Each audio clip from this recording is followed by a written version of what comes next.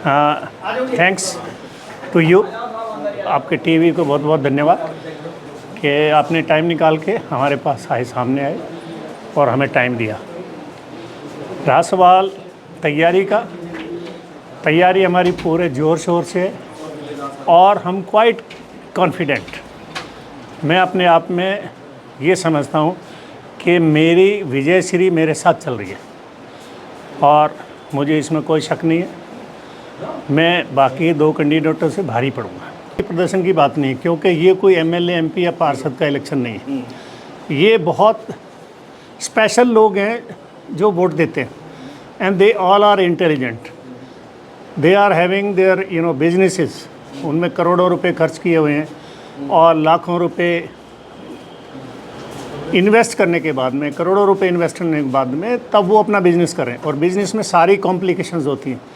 उनको पता है कैसे बात करनी है, किससे बात करनी है और किसको वोट डालनी, क्योंकि वो इंटेलिजेंट है। ये कोई ऐसे नहीं है, मास मूवमेंट नहीं है कि मास मूवमेंट में तो ये होता है कि अगर आप अपना फेस दिखाएंगे, होर्डिंग्स लगाएंगे, शक्ति प्रदर्शन करेंगे तो लोग जो है आपको वोट देंगे। ये वोटर जो है ना बहुत साइलेंट है और वो उसने अपना मन बनाया हुआ, शुरू से मन बनाया हुआ। क्योंकि जो 6 साल में से पहले मैं था, मुझे उन्होंने 2 साल देखा, परखा, क्या मैंने किया क्या नहीं किया सब लोग जानते हैं। और जितने भी मैंने एक्सरसाइज में मैक्सिमम कर सकता था वो मैंने उस टाइम की। जो मेरे से रह गई वो शायद मैं नहीं कर पाया और 6 साल में किसी ने किया भी नहीं है। अगर ये 6 साल में की होती बात तो शायद हमें भी इलेक्शन लड़ने की नौबत नहीं आती। लेकिन सबसे बड़ी बात यही है कि मेरा जो 6 साल पहले काम हुआ, लोग उस पर मोहर लगाएंगे।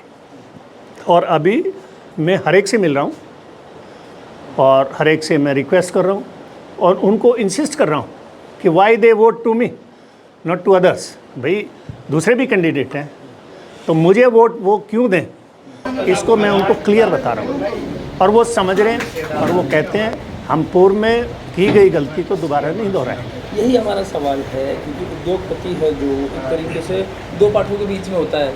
हाँ, संस्था, सरकार, प्रबंधन और लेबर सभी का ध्यान में रख के चलना होता है।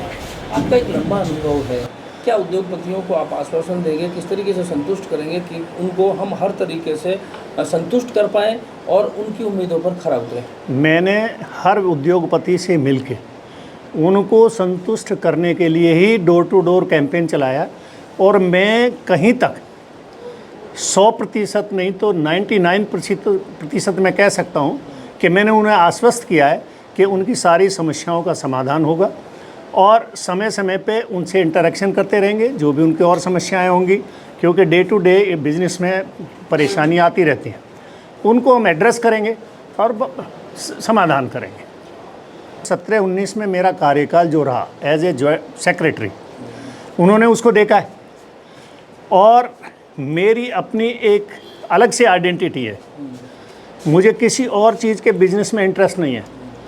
मैं एक तरह से एकदम जो सोसाइटी ने नेटवर्क बनाया है और सोसाइटी ने जो मुझे दिया है, मैं उसको वापस रिटर्न करने के मूड में हूँ और मैं उसको वापस दूंगा।